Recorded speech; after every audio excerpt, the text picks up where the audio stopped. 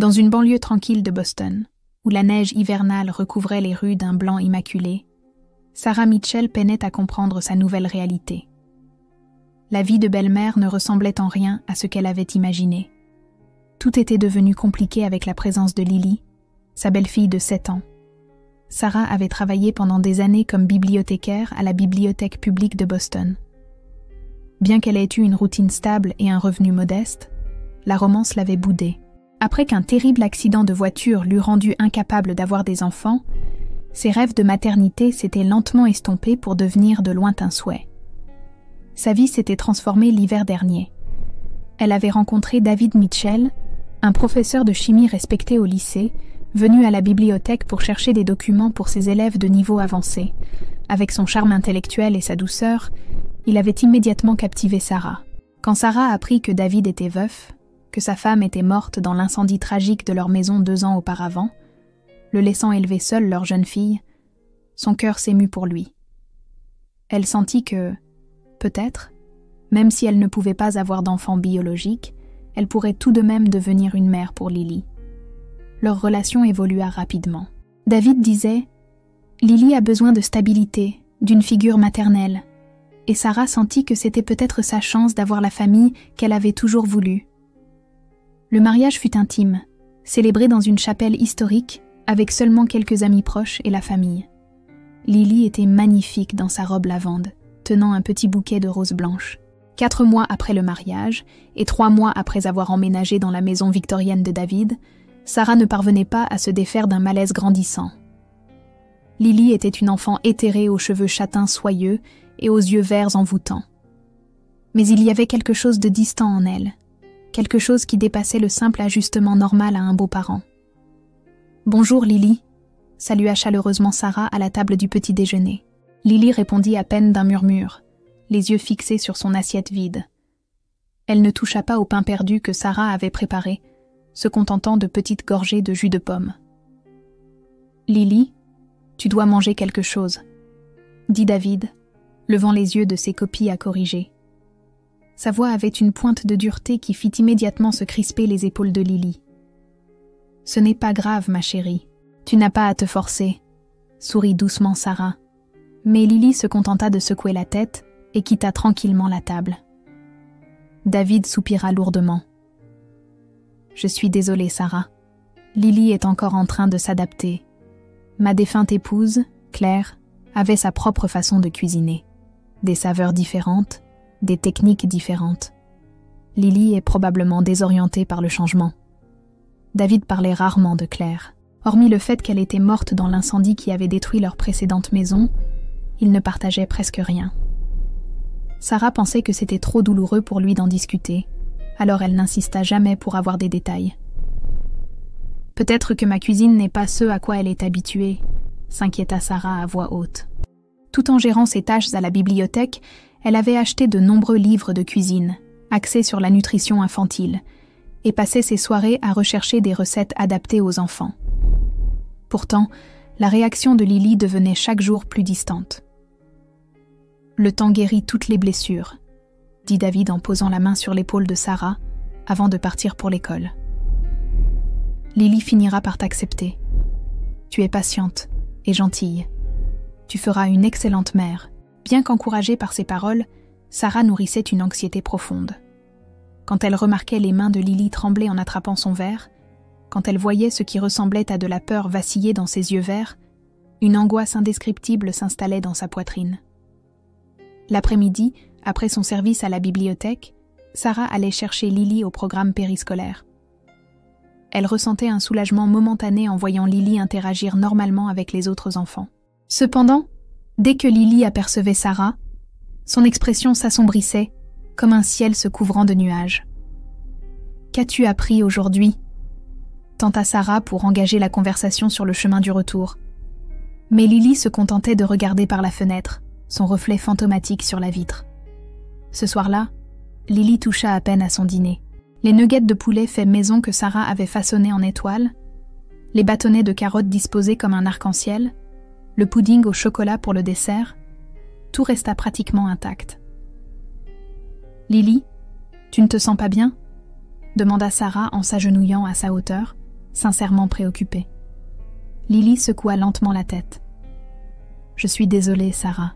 J'ai mal au ventre. » Entendre ces mots fit mal au cœur de Sarah. Elle était reconnaissante que Lily l'appelle au moins par son nom, mais ne pouvait simultanément échapper au sentiment que cet enfant souffrait en silence. Peut-être que Lily était encore en deuil de sa mère décédée et ne pouvait accepter une remplaçante. Sarah résolut d'être patiente, de gagner la confiance de Lily petit à petit, peu importe le temps que cela prendrait. Le refus de manger de Lily s'intensifia de semaine en semaine. Ce que Sarah avait d'abord attribué à des caprices devint véritablement alarmant. Les jours se transformèrent en semaines où Lily ne consommait presque rien au petit déjeuner, et le programme périscolaire signala qu'elle laissait son déjeuner presque intact. « Lily n'a de nouveau pas touché à son déjeuner aujourd'hui », dit Madame Peterson, la coordinatrice du programme, à Sarah avec inquiétude. « Y a-t-il des aliments spécifiques qu'elle n'aime pas ?» Sarah se sentit impuissante. « Je n'ai identifié aucune aversion particulière. Elle ne mange presque rien à la maison non plus. » Les grands changements de vie peuvent affecter l'appétit des enfants, suggéra gentiment Madame Peterson. Je suis sûre qu'avec le temps, les choses s'amélioreront. Mais l'inquiétude de Sarah ne fit que grandir. Ce soir-là, Sarah parla de l'état de Lily à David. Elle n'a presque rien mangé de consistant depuis 2 semaines. À ce rythme, elle va tomber gravement malade. David resta assis à son bureau, révisant des formules de chimie sans lever les yeux. « Tu es trop anxieuse, Sarah. Les enfants traversent des phases. Quand elle aura vraiment faim, elle mangera. » « Mais David, » commença Sarah en haussant la voix, avant de s'interrompre brusquement en entendant les pas légers de Lily venant de l'étage. « Sarah, j'ai besoin d'eau, » dit Lily, apparaissant dans l'embrasure de la porte en chemise de nuit. Sarah se leva immédiatement et remplit un verre au filtre de la cuisine. Les mains de Lily tremblaient visiblement en l'acceptant, mais David semblait ne rien remarquer, déjà replongé dans son travail. Le lendemain, Sarah quitta la bibliothèque plus tôt et emmena Lily chez un pédiatre. Tandis que les autres enfants jouaient avec énergie dans la salle d'attente, Lily restait immobile sur les genoux de Sarah, inhabituellement calme pour une enfant de 7 ans. « Lily, est-ce que tu as mal quelque part ?» demanda doucement le pédiatre, le docteur Martinez. Lily se contenta de secouer la tête, refusant de parler. L'examen ne révéla aucune anomalie physique.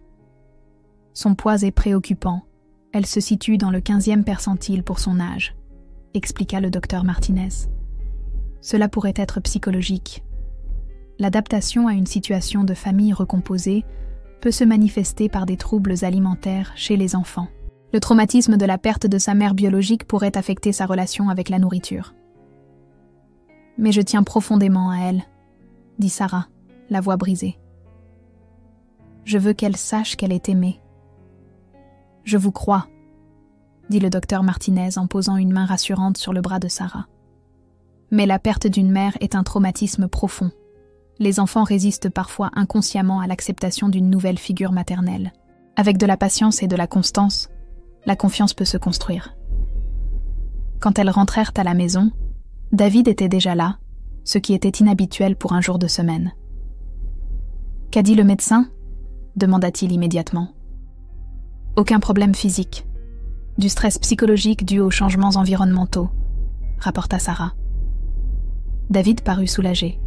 « Tu vois, tu t'inquiétais pour rien. » Cependant, ce soir-là, Lily refusa de nouveau le dîner. La soupe à la courge butternut que Sarah avait préparée, les crackers aux céréales complètes en forme d'animaux, la salade de fruits disposée en visage souriant, tout resta intact. « Lily, s'il te plaît, essaie juste une cuillère, » supplia doucement Sarah. Les yeux de Lily s'emplirent de larmes. « Je suis désolée, Sarah, je ne peux pas. » Soudain, la voix de David trancha dans la pièce. « Ça suffit, Lily. Sarah a passé du temps à préparer ça spécialement pour toi. » Lily recula comme si elle avait été frappée. Sarah fut également surprise. Elle n'avait jamais vu David manifester une telle colère depuis leur mariage. « David, s'il te plaît, crier ne fera qu'empirer les choses, » dit Sarah en lui touchant le bras. David prit une profonde inspiration, modérant son ton. Je m'excuse, mais c'est irrespectueux de gaspiller les efforts de Sarah. » Plus tard, David assit Lily sur ses genoux. « Lily, est-ce que la cuisine de Sarah est trop différente de ce à quoi tu es habituée? De ce que maman Claire avait l'habitude de faire ?» Lily hocha la tête de manière presque imperceptible. « Peux-tu me dire comment était la cuisine de maman ?» insista David. Lily resta silencieuse, des larmes coulant sur ses joues. Le cœur de Sarah se brisa. « Dis-moi ce que tu aimerais, je préparerai tout ce que tu veux. » Mais Lily ne donna aucune réponse. Elle se contenta d'enfouir son visage contre la poitrine de David, sanglotant doucement. À partir de ce moment, Sarah se plongea corps et âme dans la recherche culinaire avec une détermination désespérée. Elle emprunta tous les livres de cuisine pour enfants de la bibliothèque, passa des heures à regarder des tutoriels de cuisine en ligne et demanda à plusieurs reprises à David quels étaient les plats phares de Claire. Ses réponses étaient toujours vagues. Je ne me souviens pas des détails, ou elle faisait des repas ordinaires, rien de spécial. Sarah passait ses pauses déjeuner à sélectionner soigneusement des ingrédients biologiques chez Whole Foods, expérimentant chaque soir différentes recettes. Macaroni au fromage maison, boulettes de dinde, sauté de légumes, crêpes en forme d'animaux, elle essaya tout. Pourtant, la réaction de Lily ne changea jamais. Peu importe l'attrait de la présentation, Lily murmurait « Je suis désolée, Sarah », et refusait de manger. 2 semaines plus tard, Sarah était épuisée. Se lever tôt pour préparer des petits déjeuners élaborés, rechercher des recettes pendant ses pauses au travail, cuisiner des repas complexes après de longues journées à la bibliothèque. Et pourtant, Lily ne consommait pratiquement rien de ce qu'elle préparait. « Peut-être que je suis juste une très mauvaise cuisinière », confia Sarah à sa collègue Jennifer.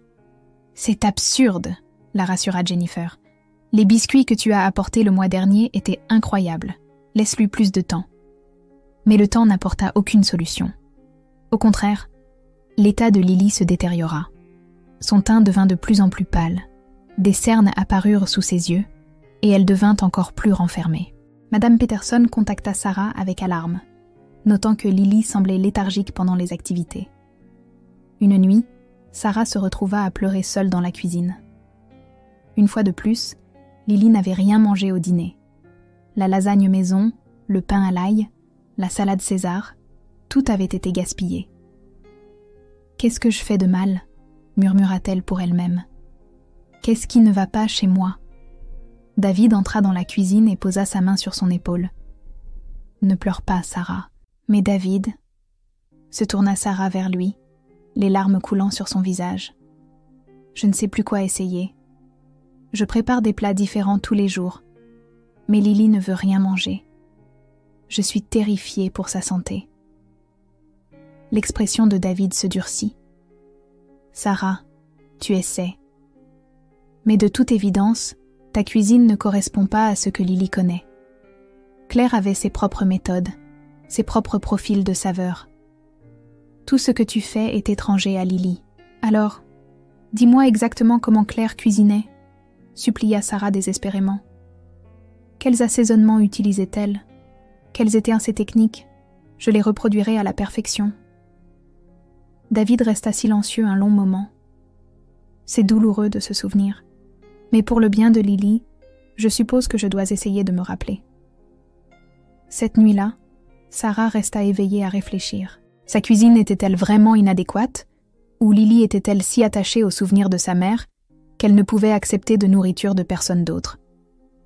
Quoi qu'il en soit, la santé de Lily se détériorait dangereusement. David partit pour une conférence sur l'éducation de 4 jours le jeudi matin.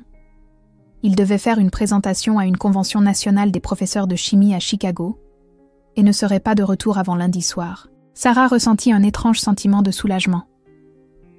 David était devenu de plus en plus critique ces derniers temps, blâmant souvent la cuisine de Sarah pour les problèmes de Lily. La tension la rongeait. « Bon voyage », dit Sarah en raccompagnant David à la porte. Il tira sa valise jusqu'à la voiture sans un regard en arrière. Lily regarda la voiture de son père depuis la fenêtre du salon. Lorsqu'elle disparut au coin de la rue, Sarah remarqua quelque chose de remarquable. La posture de Lily se détendit, ses épaules s'abaissant de leur position perpétuellement tendue. Sarah nota cette observation mais n'eut pas le temps de l'analyser pleinement. C'était leur premier week-end seul depuis le mariage. « Lily, qu'aimerais-tu faire aujourd'hui ?» demanda Sarah avec un enthousiasme sincère. Lily réfléchit attentivement à la question, puis répondit de sa voix douce. « Pourrions-nous aller au musée des sciences ?» C'était la première demande spécifique que Lily avait faite depuis que Sarah était entrée dans sa vie. Le cœur de Sarah s'emballa. « Bien sûr, je nous préparerai un déjeuner et nous en ferons une journée complète. » Au musée des sciences, Lily se transforma. Ses yeux s'illuminèrent lors de la démonstration sur la foudre, elle rit dans le jardin des papillons et elle posa même des questions à Sarah sur les expositions. Pendant le déjeuner à la cafétéria du musée, Lily prit plusieurs bouchées du sandwich au beurre de cacahuète et à la confiture que Sarah avait préparée. « C'est bon ?» demanda Sarah avec espoir. Lily hocha légèrement la tête. « Tes sandwichs sont bons. » Ces simples mots faillirent faire pleurer Sarah. Après des semaines de rejet, entendre Lily dire quelque chose de positif sur sa nourriture ressemblait à un miracle. Ce soir-là, après être rentrée, le comportement de Lily resta sensiblement différent. Elle était plus animée, proposant même d'aider Sarah à préparer le dîner. Elle tira un tabouret jusqu'au comptoir de la cuisine et se tint à côté de Sarah. « Je veux aider », annonça Lily. « Merci, ma chérie. Pourrais-tu laver ces légumes ?» Lily rinça soigneusement des tomates cerises et des feuilles de laitue. En la regardant, Sarah sentit un bonheur chaleureux l'envahir. C'était ça, être une mère. Cependant, lorsque le dîner fut servi, l'expression de Lily s'assombrit à nouveau. Elle fixa les pâtes Primavera que Sarah avait servies dans son assiette, sa fourchette figée dans sa main. « Lily, quelque chose ne va pas ?» demanda Sarah avec inquiétude. Lily secoua la tête. « Je suis désolée, Sarah. J'ai de nouveau mal au ventre. »« Mais tu as mangé le sandwich au musée ?» dit Sarah, confuse. « Y a-t-il quelque chose de différent avec le dîner ?» Lily ne répondit pas. Elle regarda simplement Sarah avec ses yeux verts envoûtants, remplis de quelque chose qui ressemblait à la fois à de la peur et à un désir désespéré de communiquer. Cette nuit-là, après avoir couché Lily, Sarah s'assit seule dans le salon, réfléchissant. La journée avait été merveilleuse. Lily avait semblé heureuse, avait mangé, avait ri. Mais dès leur retour à la maison, surtout à l'heure du dîner, la peur était revenue. Pourquoi Lily semblait-elle tellement mieux quand David n'était pas là? Vers 11h, Sarah entendit des pas légers dans l'escalier. Lily apparut dans l'embrasure de la porte en chemise de nuit, son visage pâle dans la pénombre. « Sarah !» La voix de Lily était à peine audible. « Qu'est-ce qui ne va pas, ma chérie? Tu n'arrives pas à dormir ?» Sarah se leva immédiatement. Lily secoua lentement la tête. Puis elle se dirigea vers Sarah d'un pas délibéré. Sarah remarqua que tout le corps de Lily tremblait. « Sarah !» répéta Lily. « Je ne peux parler que quand papa n'est pas là. » Le cœur de Sarah commença à s'emballer. « De quoi as-tu besoin de parler ?» Lily jeta un regard nerveux autour d'elle, confirmant qu'elles étaient en bien seules. Puis elle s'approcha de Sarah et agrippa le tissu de son pull avec de petites mains tremblantes. « Sarah, je dois te dire quelque chose d'important. » Sarah s'agenouilla à la hauteur de Lily, son pouls battant la chamade. « Tu peux tout me dire. Tu es en sécurité. » Des larmes coulèrent des yeux de Lily. Maman Claire a arrêté de manger aussi, comme moi. Et puis... La voix de Lily se brisa, et elle ne put continuer.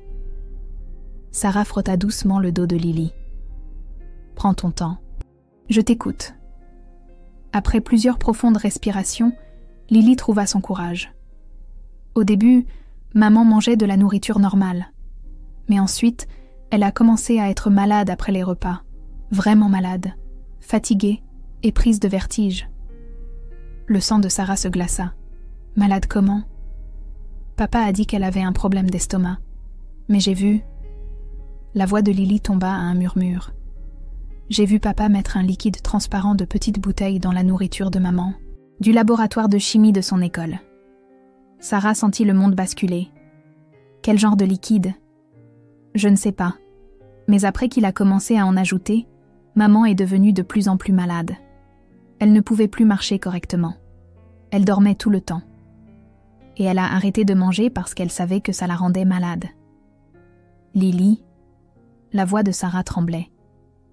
Qu'est-il arrivé à ta maman? Il y a eu un incendie? Sanglota Lily. Mais maman était déjà trop malade pour sortir. Elle dormait dans sa chambre et n'a pas pu se réveiller. Papa a dit qu'elle était morte dans l'incendie, mais Lily pense que le médicament l'a rendue trop endormie pour s'échapper. La pièce tourna autour de Sarah. Claire n'était pas morte dans un incendie de maison accidentel. David l'avait empoisonnée, et quand elle était devenue trop malade pour manger la nourriture empoisonnée, il avait utilisé l'incendie pour couvrir son crime. « Lily !» demanda Sarah, les lèvres tremblantes. « Pourquoi as-tu refusé ma nourriture ?» Lily leva les yeux vers elle, ses immenses yeux verts remplis de larmes. « Parce que j'ai peur que papa mette aussi le mauvais médicament dans ta nourriture. Si je ne mange pas, alors peut-être que tu ne mangeras pas non plus. J'essaie de te protéger, Sarah. Je ne veux pas que tu meures comme maman Claire. » Sarah se sentit comme si elle avait été frappée par la foudre. Pendant tout ce temps, Lily ne la rejetait pas. Elle essayait de lui sauver la vie. Une enfant de 7 ans s'était affamée pour protéger sa belle-mère. « Oh, Lily !» dit Sarah en serrant l'enfant tremblante dans ses bras.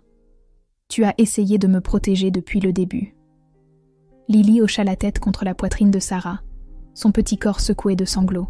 « Mais je suis si fatiguée, Sarah. Je n'en peux plus.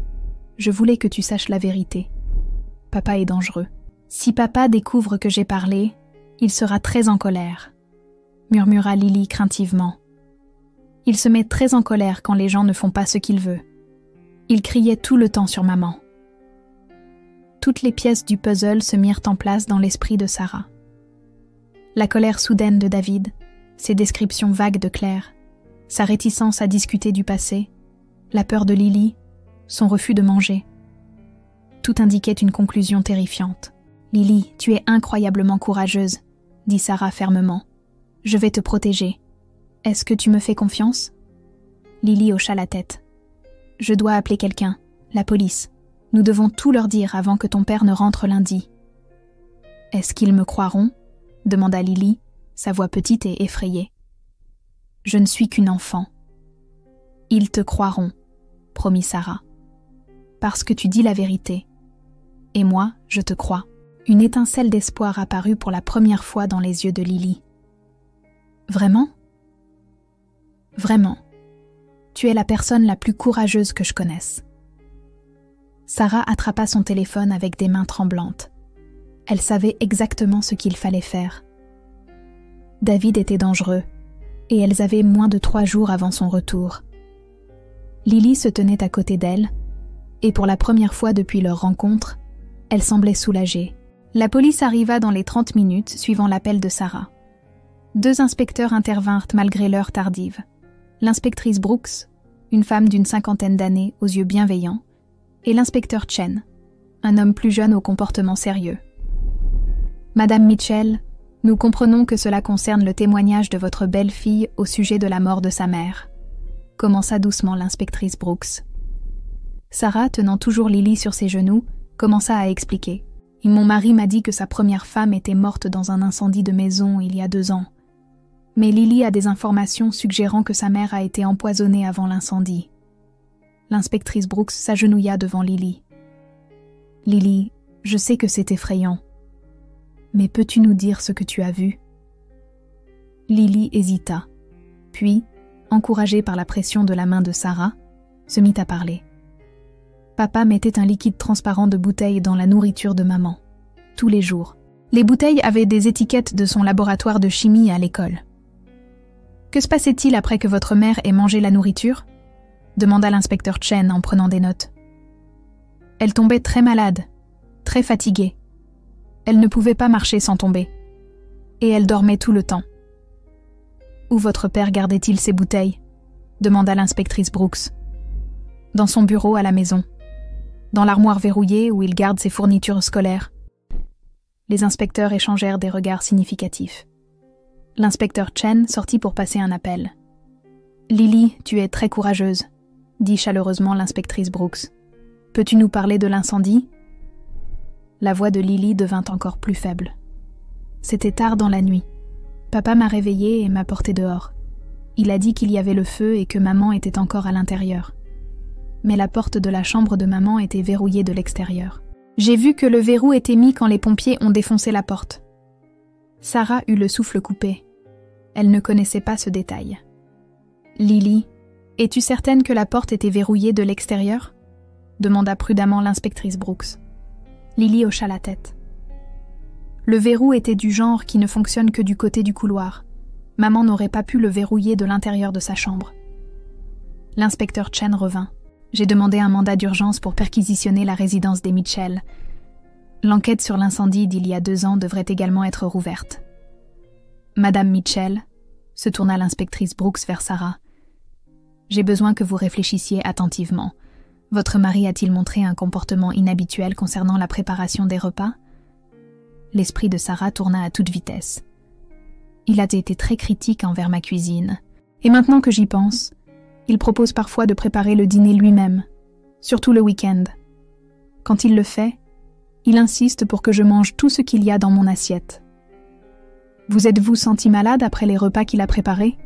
demanda sèchement l'inspecteur Chen. Sarah réfléchit. Parfois je me suis sentie anormalement fatiguée après le dîner.